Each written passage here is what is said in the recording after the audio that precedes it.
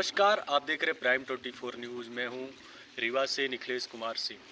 इस समय हम खड़े हैं रीवा के जनपद पंचायत जवा के घूमन गांव में। ये गौशाला है घूमन गांव का। अभी कुछ दिन पूर्व यहां से सोशल मीडिया पे खबर वायरल हुई थी कि इस गौशाला में एक भी गौवंश नहीं है। तो जब हमें इस चीज़ का पता चला तो हमने यहाँ के गौशाला के संचालक से बात किया। उसके बाद बात करने के बाद हम सीधा करीब रीवा से ये 80-85 किलोमीटर पड़ता है, हम यहाँ तक आ पहुँचे हैं और यहाँ की पड़ताल करते हैं कि आखिर में यहाँ की सच्चाई क्या है। यहाँ के लोगों से हम बात करेंगे क्या मामला है। जिस हिसाब से आजकल सोशल मीडिया में तमाम गौशाला की ही खबरें चल रही हैं। अभी कुछ दिन पूर्व चला था पहड़िया गौशाला का, उसके पहले बड़ी गोरगी का। सिर्फ यही दिखाया जा रहा है कि गौवंश तड़प के मर रहे हैं और कहीं गौवंश नहीं है, तो कहीं गौवंश को खाने पीने की व्यवस्था नहीं है। जहाँ तक हमने अपने पड़ताल में पाया, सरासर ये खबरें झूठी पाई जा रही हैं। अब इस गौशाला में हम यहाँ आए हुए हैं, देख रहे हैं गौशाला काफ़ी बड़ा है और अंदर से भी आपको दिखाने का प्रयास करेंगे क्या कुछ व्यवस्थाएं। हम कहेंगे कैमरामैन को कि हमारे साथ आए और गौशाला के अंदर की स्थितियों को दिखाएं।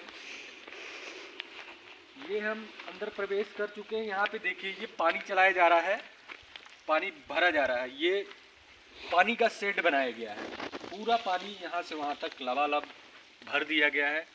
कहीं कहीं तो हमने ये भी देखा है, रीवा में कई गौशालाओं में ये देखा है कि बोर का पानी नहीं पहुंचता है। गौवंश तालाब का पानी पीकर ही गुजारा करते हैं, दूषित पानी पीकर गुजारा करते हैं। व्यवस्था नहीं दी जाती। यहाँ पे तो इतना बड़ा बढ़िया व्यवस्था दिया गया है और पानी की भी व्यवस्था हो रही है। और अंदर अगर हम शेड की तरफ चले अंदर, तो यहाँ पे आपको दिखाएंगे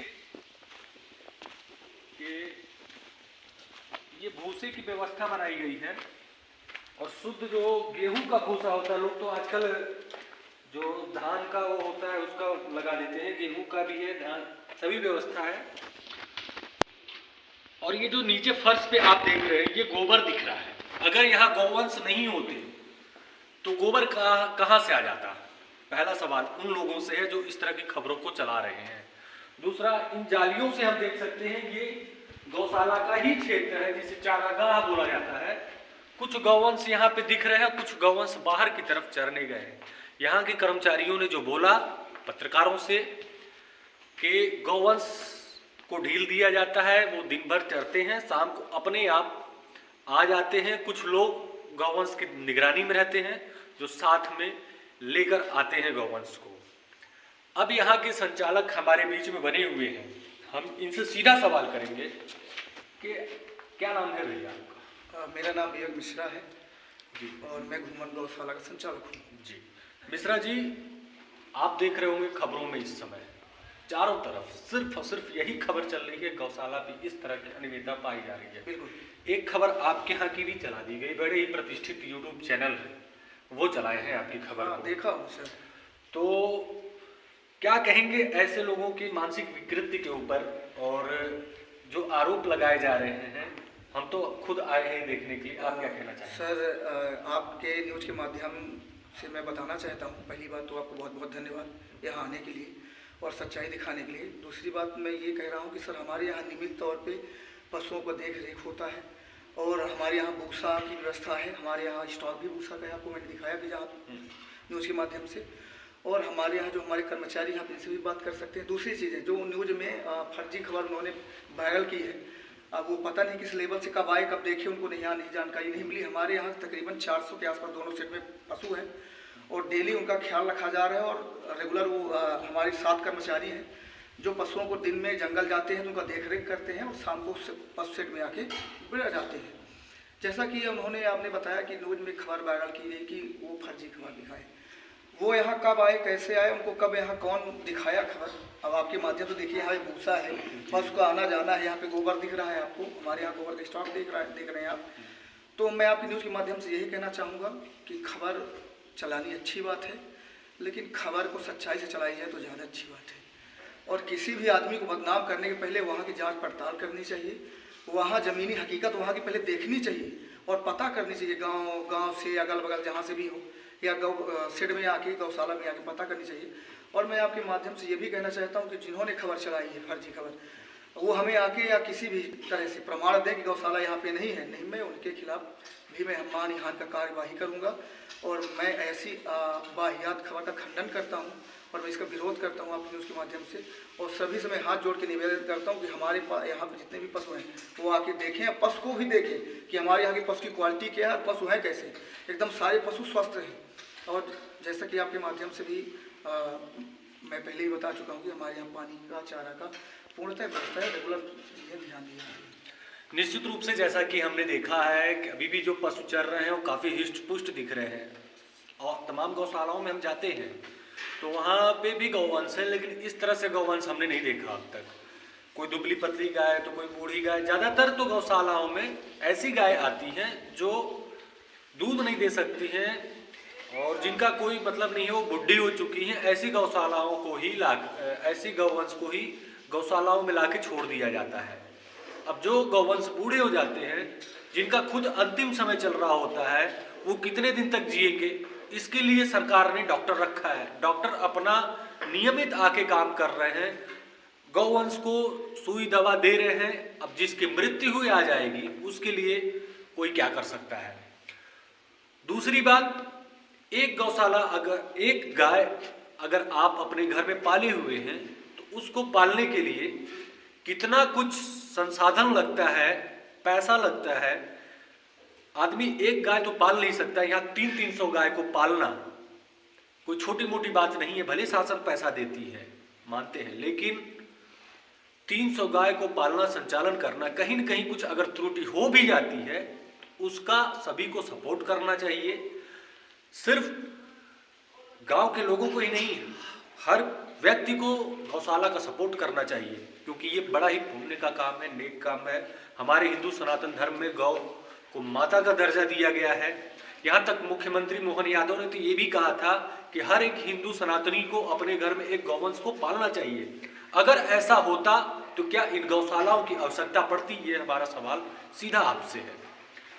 और जो इन खबरों को चला रहे हैं, इनका मोटिव ना जाने क्या है, ये हम नहीं जानते, लेकिन गौवंश की जो गौशाला की व्यवस्था की गई थी, सड़कों पे जो दुर्घटनाएं हो रही थी, जो झुंड का झुंड बना के सड़कों पे गौवंश खड़े हो जाते थे, जिनके कारण गौवंश भी मरते थे और लोग भी दुर्घटनाग्रसित होके एक्सीडेंट हो जाता था, उनकी आकस्मिक मृत्यु हो जाती थी। इन सब चीज़ों को रोकने का सरकार के द्वारा ये प्रयास किया गया।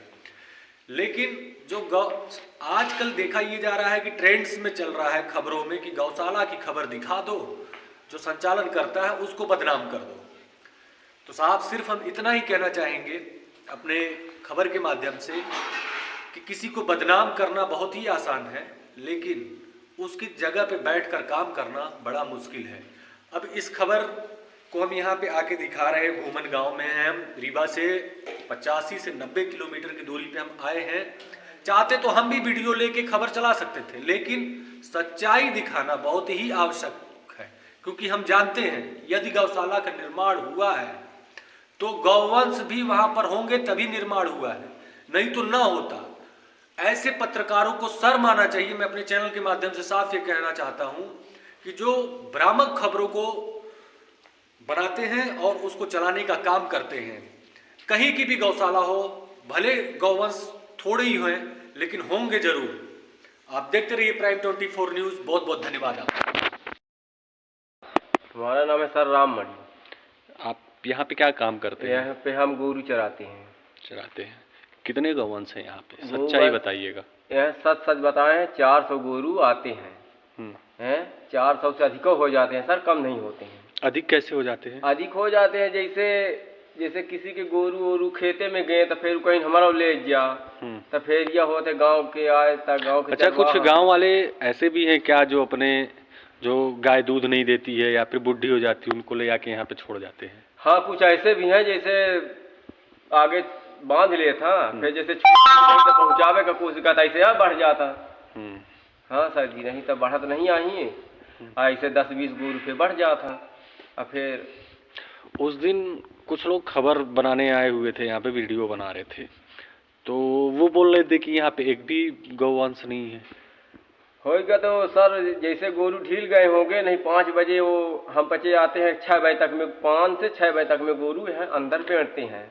हाँ। तब मान लो किसी समय आए होंगे 3 बजे 2 बजे। मान लीजिए आप लोग बाहर से जाते हैं, गौवंश को पकड़ के ले आते हैं शाम को, तो क्या सभी गौवंश आ जाते हैं कि कुछ छूट भी जाते हैं बाहर? नहीं छूटते नहीं है सर, जितने हम बचे ले जाते हैं सब इकट्ठा कर लिए हैं। हम्म। फिर यहाँ आए हैं तो अब पानी वानी की व्यवस्था कर देते हैं, पानी भरे हैं। कोई चराने के लिए साथ में गया हुआ है उनको? नहीं 2 आदमी हैं अभी वहाँ लगे हुए हैं? हाँ 2 आदमी हैं, अब 3 आदमी आ गए हैं। अच्छा, हाँ चलिए ठीक है।